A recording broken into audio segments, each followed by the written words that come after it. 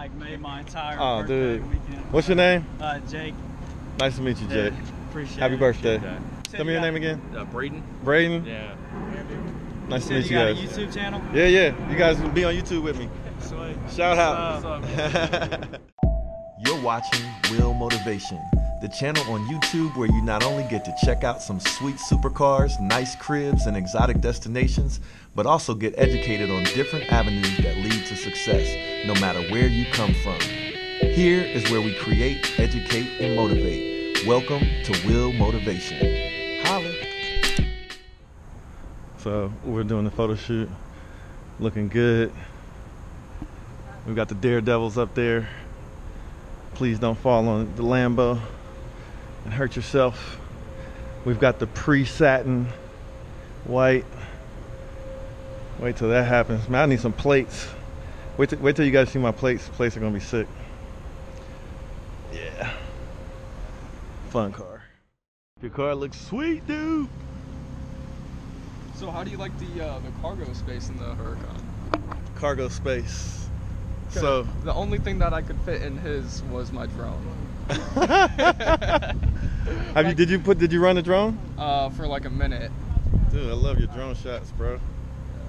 Yeah, like a snug fit. That's the only thing that would. In the front? Yeah. That's crazy.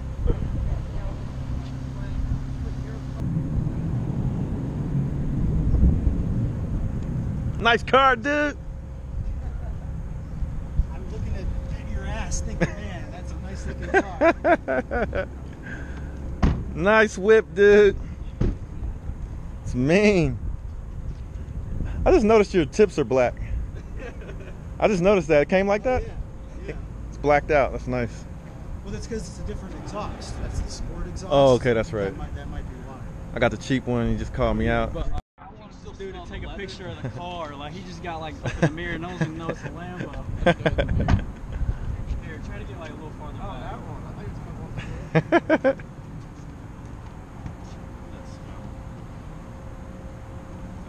Like, get the whole car, you know what I mean? What's up, YouTube? We got a special guest with us, Kino. What's up? He just did a photo shoot. I'm gonna give him a ride home. We'll find something interesting to talk about. So, Kino, man, tell us a little bit about yourself, where you're from. Give us your Instagram, all that good stuff. Alright, so You roll up the windows, turn that air on. I got you. alright, so earlier, as I said, Instagram is my initials of my full name, KBHJ, and my last name, Hendricks, HENDRICKS. Me, I really got involved into cars as when I was like 15 years old. I was saving up to look for an affordable car, and then I looked at some Lambos and Ferraris. Obviously, they wasn't affordable at the time, but I'm like, I really want one when I get older, and that's where the dream all started. And then I started seeing an Instagram page called Columbus Exotics. Who manages that? It's a guy named Austin. He's the president of it, and there's some other people that manage it too, like Nathan and them. But I seen their page, and I didn't know there was like exotic cars in Columbus at the time. I think this was 2015, and they said there was a car meet, and I went to the car meet. First exotic car I seen was a 458. 458. It was an orange 458 Russell Ryan. You like it? Yep. And the next car meet I went to, I seen a maroon Lamborghini Huracan. And that's where like it really kicked off. I'm like, Was it a lady that owned it? oh yeah, she Was that Rally for the Ranch? yeah.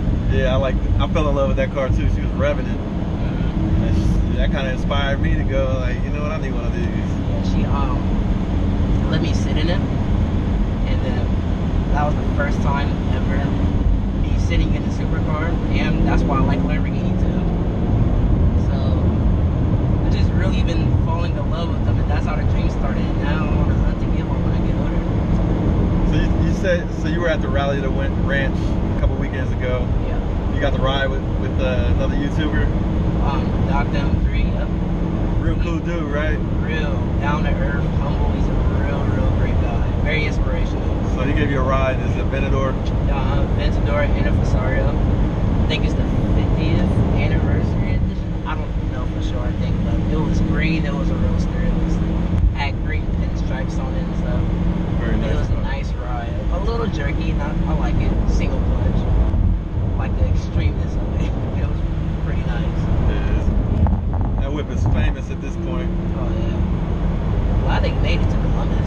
Did you see the reaction video that they did in Columbus? Recently? No. Oh, the one where the girl was trying to sit in his car? Yeah, sat in it twice. That was funny. Like, why would you do that? Alright, I have a hypothesis. I'm not for sure about this, but I saw a video of Dr. M3 going to New York to visit his family. And I said, you know what? I'm sort of an expert at demographics. And I have a hunch that Dr. M3 has Jamaican roots. And when I saw that video, yeah, man, I think I saw the Jamaican come out in you, man. He wasn't playing around when he was telling that girl to get out of his car. Maybe. He was like, yo. So, Dr. M3, if you see this, you got some Jamaican family, man. I just got a hunch. I'm also, my family's from the islands as well. My dad's side of the family are immigrants from the Bahamas. So, shout out to all those Caribbeans out there. But yeah, man, so what are you thinking about doing after high school? After high school, so I want to go to college for business management and start up my own business where I would want to like start up an exotic car dealership, but of course you got to start from humble beginnings and start small and then work your way up from that. And you got to stay in touch with Sean, man. Yeah. And then after that, I want to get into real estate and then have an investment company. There's a lot of things I really want to do. There you go, man. Businessman in the making right here.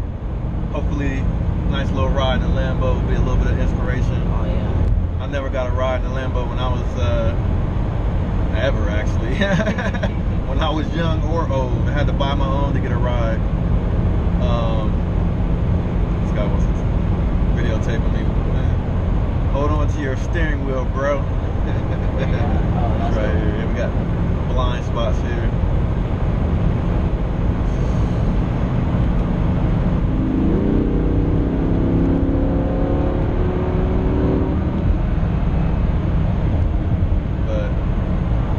So, we're taking Keno, giving him a ride home. Keno, I get a good impression from you because you made the effort to come down. He got on the bus, came down to the car show. The least I could do is give him a ride home. We just did a photo shoot. Looking forward to seeing the pictures and looking forward to connecting more, man. And one of the things I like about having this car is being able to share it with other people. And you know, I'm a car dude. I like cars, and I like sharing this experience with other folks. So You can make it right to go to Winchester. on James. Yeah. All right. And then there's a freeway that'll take you to Winchester. All right. Okay. So we're giving Keno a ride home to the crib real quick. Man, best thing ever. It's one of the things I want to have to remember for a lifetime. It's the little things that you do for people that motivates them to do amazing things in life. Yeah, right here. Yeah, man, that's the truth. And it's the little things motivated me, man. I'll tell you that much. But yeah, I live out this way anyway, so it's not like we're going to Dublin or something. But anyway, just wanted to shout Keno out. Thanks so much. Thank you for the photo shoot to the left. Okay. And we'll throw this up on YouTube, man. So I'm gonna tell you my inspiration, motivation, education moment for the day. Why don't you ask me something? What do you want to know from somebody who got to the point where they could get a Lambo? What can I tell you? What can you tell me? You can ask me anything. What would it be? Alright, so what was that key moment in your life that made you realize that it's not as hard as you think? Like, the dream that you're living now is reachable. Like you can grasp onto it. What was a key moment in your life? Like how the key moment in my life was sitting in a girl's Lambo and telling her that I can do it, and that just opened everything. And then Was it the maroon one? yeah. Okay. And then meeting people like you and Dr. M3 along the way motivates me more, keeps the dream alive. Key moment for me, I'm gonna say I was lucky that I had really good parents and a very strong role model in my father. Okay. And so I kind of always grew up with the thought that I could do anything. But once I went off to college and I wanted to be a computer scientist, I wasn't a genius in math in high school, and I had to take some pretty hard math classes. But once I got an A in calculus, I got an A in calculus after, you know, dropping the class because I was afraid I was gonna fail. I came back and got an A, and then I was like, you know what? I'm on my way. I'm gonna do something with myself, and I'm gonna make it. We're gonna straighter. Keep on straight. Okay. So, my moment for me came, I think, in university, man, and but I think my parents instilled in me a really strong belief that I could achieve anything I set my mind to, and I really believe that. So shout out to them, and but also shout out to Hampton University. I had a good college experience, man, and I felt like I was going somewhere when I got there, and started being able to do well in school and that kind of thing. And I felt like I was gonna make something happen. Then, you know, after I graduated, I started working, and I started my entrepreneurial thing, and I figured out what I wanted to do as an entrepreneur. I had that big moment, and I became obsessed with growing my business. And I knew it was going to be something good. I didn't know how much money I was going to make or anything like that, but I knew it would be something good. So I had several moments. Yeah, I guess you could say. Now the moment where I realized I could get a Lambo was the same time as you, actually, at that car show last year. I had a GTR at that time. Yeah, I didn't have a Lambo, but I was like, you know what, man? I'm just a few steps away from a Gallardo after I had that GTR, and I was like, you know, I'm not getting any younger. Let me go ahead and do it. Got it, and then here we go. It's amazing. Straight. Yep. So shout out to Keno. Check out his Instagram. What's your Instagram again? KVHJHENDRICKS. It's confusing, but if you just look up Keno, Kino, and then Hendrix, you'll find it easily. You'll find him. And check out Will Motivation at Will Motivation on Instagram. I only got a little bit of followers, man. Y'all help me out. Give me some follows. Holla. Alright, so what's the farthest you've been out from Columbus, Ohio? Like, what's the best place you've been to? So he asked me a triplet. Where have I been around the world? The farthest I've been, and the best place I've been. So I've been. I'll try to do it chronologically. I've been to Canada. I've been to Mexico. I've been all throughout the Caribbean, Dominican Republic. I've done cruises like through the Caribbean, St. Martin, St. Thomas. I haven't been to Cuba. I want to go there one day. South America, I've been to Brazil. I've been to Colombia. The farthest I've been was to Japan for work, and I've been to the UK. I've been to London. Been to the Bahamas, and I've been to Korea. Been to Korea. My dream place that I want to go to is Dubai. Dubai, yeah, I would like to go there. You know what's crazy though? It's cheaper to go to Dubai than it is to go to a lot of those places I just mentioned. Yeah, it's like $500. I would think that'll be expensive because it's like Vegas. Like a hypercar for them, like a P1 or something, is like us seeing a regular car like a Ford Focus out here to us. Oh yeah, Dubai. I want to go there too one day. And then I would like to go to Monaco too. Yeah, I wouldn't mind going there. You'll take this exit by the bridge. To the right or left? To the right, because when you get on the bridge, you'll make a left. Okay. Unless it makes you curve. Alright, cool. So the best place I've been, take a guess out of all those countries. You probably never guess. So let's take a guess. Is it Japan? Nah. No? No, not even close. Second guess. Caribbean. I'm gonna tell best place out of all those countries I named is Colombia. Really? Yes. What makes it By the best far. place? The people are nice, man. The scenery is great. I feel comfortable there. To have fun is easy. Love Colombia. It's my favorite place. You'll make To the left. on this. All right. Yeah, so that's my favorite place, and of course the farthest was Japan.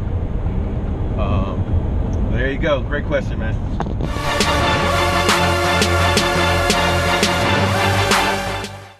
Off to the point it did is because, from my perspective, it's like the coolest thing in the world, because I build interactive science exhibits for museums. So exhibits where kids come up to it and press a button or turn a crank and something shoots up in the air or starts spinning around. To actually design and build those kind of exhibits and know that all these kids are going to be inspired by them, to me that's the coolest job in the world. Yeah. So I try to find people that have that same attitude. Wow, that's the coolest thing in the world. Mm-hmm. And they just will do anything to work with me, or just to somehow be involved in it. So if they feel that same passion. So from a business perspective, wow, I got this guy that's super excited, and not that I would ever take advantage of someone and use them to get something for my benefit. I would compensate them for what they've done for me. Mm-hmm. But it's finding someone that's excited about it and really wants to do it because they're excited about it. That's the kind of people I look for. Exactly. Sweet. So, all right, let's kind of, I'll give people kind of a background. So this is Will Moss. We've got Jeff with us, who's a fellow Huracan owner, and he's one of the people that actually inspired me to go ahead and get my Huracan, because I saw his. He also has you can tell him the spec of your car. Yeah, I've got a car just like Will's. It's a black 580-2. Pretty much the same car, just different color. Got some nice upgrades on his, like the glass, engine view, right? Yeah. The front end lift. It's got a nice Huracan. I saw it. As a matter of fact, it's in one of the videos when I took the Gallardo out and we met up. And I promised to do an interview with you. So just so happens that we got together to look at my second set of wheels that I took off.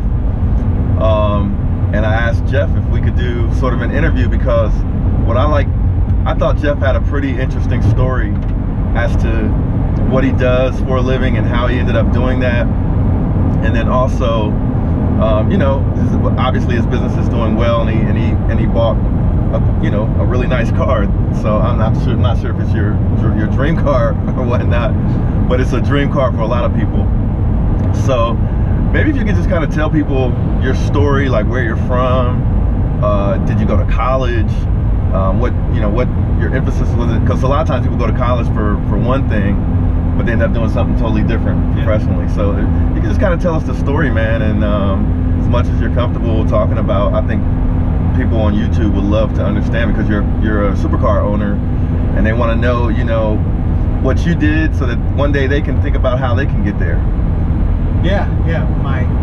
My path in life has been pretty much following my passion. So I'm a drummer. I play drums. I played drums ever since I was 12 years old or so. I'm a drummer too. Is that right? Yeah. I didn't know that. Oh, that's cool. I played since I was about 12 years old. That's awesome. That's funny. But playing in bands in high school, it was in a band that we just started to do some recording. So went into a recording studio. Maybe I was 15 years old or something like that. And I got really interested in the recording business. So after I graduated high school, I went to a recording engineering school in Florida called Full Sail. So I went there. Oh yeah, I heard of Full Sail. Yeah. So I got a degree in recording engineering and got an internship at Westlake Audio in Hollywood, California. Oh wow. Which is where Michael Jackson's done recording. Wow. So after that internship, I got hired there at Westlake. But after a while, I realized the music business and the Hollywood scene was not. You were out in Cali? Yeah, it just wasn't. Yeah. But that just wasn't couldn't see myself living that lifestyle. Mm-hmm.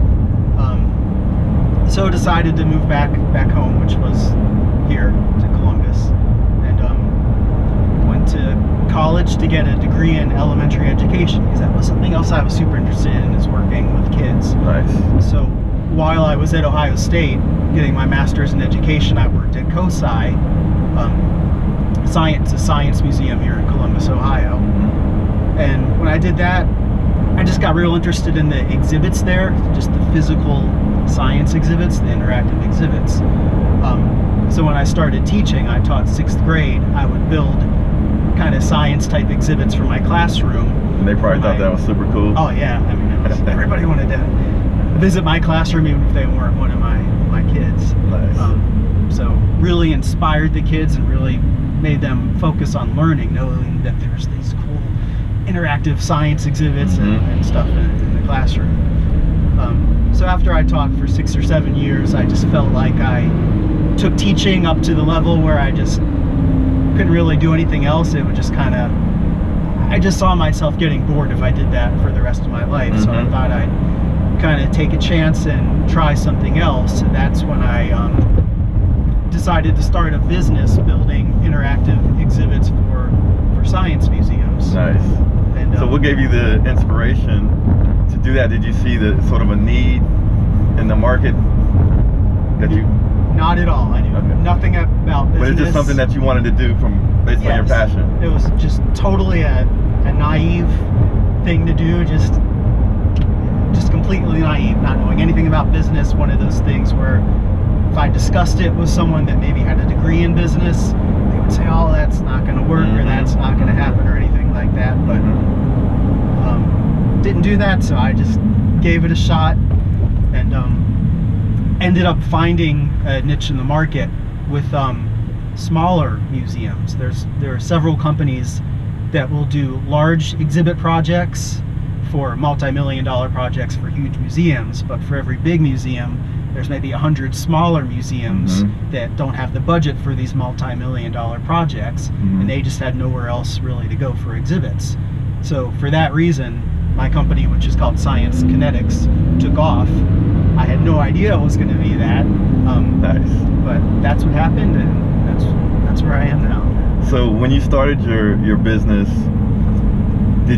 what was it like early? Did you do it from home? Did you get a space somewhere? How did you launch that business? Yep, started it from home. I actually fly radio controlled airplanes, so I lived on several acres and I had built a 3,000 square foot building for my model airplanes. So I thought that would be a great building to kind of experiment with starting this science kinetics business. Nice. So I just built a couple exhibits just to have something to offer, and then just made just horrible low quality mailing advertisement that I just looked up all these museums online and just mailed them out, thinking I'll get a whole bunch of sales based on. I think I've mailed maybe 400 of them out and got one single sale. But that's what you need to start, right? That's what you need. You just need that one initial kind of foot in the door, someone to give you a good reference. And that happened, and then I just kept taking steps from there on, nicer advertising and working with getting more projects so that I got more references, and just kind of slowly took off. And it's a kind of an exponential thing. The more clients you get, the more reputable you seem, and it just goes up from there. When you started the business, did you quit teaching right away, or were you still teaching and you started it kind of on the side? I quit teaching completely. Oh wow. Yeah, so I was definitely taking a chance. Nice. So I mean, nice. I had some financial cushion. I wasn't betting my life on it. You definitely taking a chance. Basically been saving up, and then you put yourself in a position to be able to take that risk. Yeah. Nice. You got to take risks, but they need to be calculated risks. You don't want to get yourself into trouble. So the takeaway is, for me, from what I'm hearing, and correct me if you're wrong, add to it, whatever, but Jeff, what I want people to pay attention to, Jeff was a teacher, but before he was a teacher, he got his... That used to be Science Kinetics right there where that white out sign was. Oh, this used to be one of your buildings, right? My old building, yeah. Oh, nice. So we're passing by one of Jeff's buildings right here. But Jeff used to be a teacher, right? So he was a teacher, but before he was a teacher, he got educated. So he got his education, and then he got his profession. He was able to save up some money. Then he had an inspiration to do something that he was passionate about, and he went out and did it, and he made it work. But he had his education already, he had the passion for something. He was smart about things. I'm sure he wasn't out blowing all his money, so he couldn't take that risk, right? And he followed his passion, and he started a business, and he took the steps in that business to make it successful. He offered a product that there was a demand for, and in some cases, you know, you don't have to do all of the, you know, market intelligence research and everything, and sometimes people will tell you something is not possible because the market is already saturated or whatever. Like when I started my business, I went out to my potential clients and I sent them a questionnaire. Most of them didn't fill it out, but some of them did fill it out and said, hey, because I was asking them, would they work with the business if I offered this product or service, right? Some of them did fill it out and they said, hey, you know, this market is already saturated. There's already people doing this. So I don't know if it's a good idea for you, but you know, we're obligated to always look for the best solution. So if you did do it, you can let us know about it. So the feedback I got was pretty, like they were basically saying if it was them, they wouldn't do it. But it actually made me more motivated because I felt I knew, you know, I felt I knew the market, and I felt I could provide something that was a little bit better. So I ended up doing it. But you followed your passion and you made it happen. Now you got the Lamborghini, and I'm sure the business is doing well. So congratulations on that, man. So this is Jeff, and just wanted to thank Jeff for taking the time to kind of talk to us. We're actually going to go check out the place that's going to wrap the Lamborghini. So I don't know, Jeff might get some ideas for that. I am getting a free ride in a Lamborghini right now. So let's see, is there anything else from an entrepreneurial? Okay, so what would be your advice to people if they want to succeed and get on a level to be able to afford nice things like this? What would be your advice, like things that you've learned along the way that you would share with somebody coming up? It's difficult. There was a lot of luck associated with getting to me where I am. I think that luck came through a naive approach, so that's probably not the safest approach to take. So, but one thing I've learned is you gotta find a unique approach to what you do. It doesn't have to necessarily be a unique business, I don't think. It could be real estate or something like that, but you gotta take an approach that separates you from other people, separates you from your competition. So there has to be something unique about what you're doing. It could be that just the business altogether is unique, or your approach to a more common business is a unique approach. But yeah, I love what you're doing, man. I think you even have, and you probably know this already, but I think you even have, from a worldwide market perspective, man, you probably have unlimited potential. You know, as far as clients that you can get in different countries and things like that. My brother, he lives in Colombia, and he's got a business down there. He's got a English-speaking call center down there. And if you ever look to expand in like South America, I got a little connect for you. Yeah. I mean, so I do a lot of international. I'm working on a project for Panama right now. Nice. Done a lot in China. China is very much a growing economy, and they've got a lot of labor resources there, but they're not really specifically they're trained in just very specific skills, I guess. So for example, to build an interactive museum exhibit, it's not like you're going to mass produce these things because there's not an infinite number of museums. So you have to have a kind of a diverse range of skill sets to build something like that. And in China, a lot of the labor force is just very narrow in what their abilities are.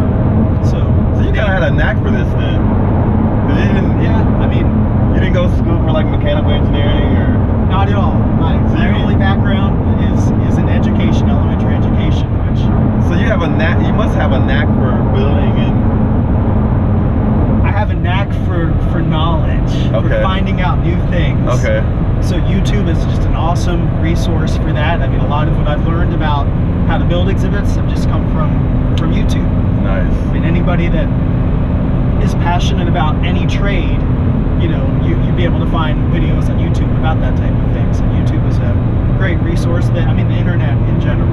Without the internet, I don't think I could have learned the things I've learned. I can say the same thing. You know, my business is my primary business is internet based. So, but you know, when you see a good thing, you jump on. Sweet, man. So, thanks, Jeff, man, for taking the time to talk about your journey and what you've done. I think we're finding with a lot of people that own supercars, you find sort of a common denominator with you know, entrepreneurial, you know, endeavors and people following their passion and that kind of thing. So appreciate you kind of sharing that with the audience. Oh, I enjoyed it. So now we'll start another video. Things we like and dislike about the Huracan for two Huracan owners. How about that? Man, I gotta think about that. I gotta think about the dislikes because I don't think there have been many. I'll tell you mine. I'll tell you mine first. So, Okay. things I don't like so far about the Huracan. They're sort of nitpicky because not every car has the things that I'm going to suggest. But I'm going to say the number one thing is this blind spot on this side. So if you got a 200,000 plus car, you know, and they've got really nice blind spot systems like in Beamers and Fords and stuff like that. I feel like a car where you really need it will be where you got a bad blind spot, right? Like this car. So I think they should have, by default, put a nice, simple blind spot monitoring system in this car. Because I can see pretty good from this side, but that side, man, it's a little scary sometimes. So I would have loved for them to put that in the car. And I actually called and checked to see how much it would cost to put one in. And there's a system that they can put in for about $600, but I'm afraid to cut into anything, you know. Yeah. If you go to resell it, I think mostly people don't want any cuts or anything, you know. So I wish they would have done that from the factory. Let's see. So it gets a little hard after that. Well, when you say that, I'm thinking about what don't I like about my Huracan, and I can think of one little teeny minor thing and one huge thing. Okay. The minor thing is every time you turn on the car, the radio automatically comes on. Yes. And you have to turn it off. My Gallardo did that. Yeah. So I listen to the radio or CD a couple times, but mostly I just want to listen to that V10 back behind me. That's minor. All you gotta do is press a button. And then there's no way to avoid that from what I know. But the huge thing is exactly what you just said. You cannot. It is so scary. You cannot see out this passenger side. Yeah, it's just really difficult. But I did buy one of those blind spot mirrors like that stick onto there, and it's like, and you can adjust it. It's on like a pivot, and that really seems to help a lot. Okay.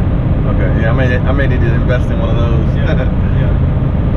But yeah, that blind spot monitoring system. I would love that because my Lexus has that, and it's just. I mean, it works. I don't think I really even use my mirrors as mirrors. I just use them to see if the little orange light is on or not. And if not, then I can just. Is the light on the mirror itself?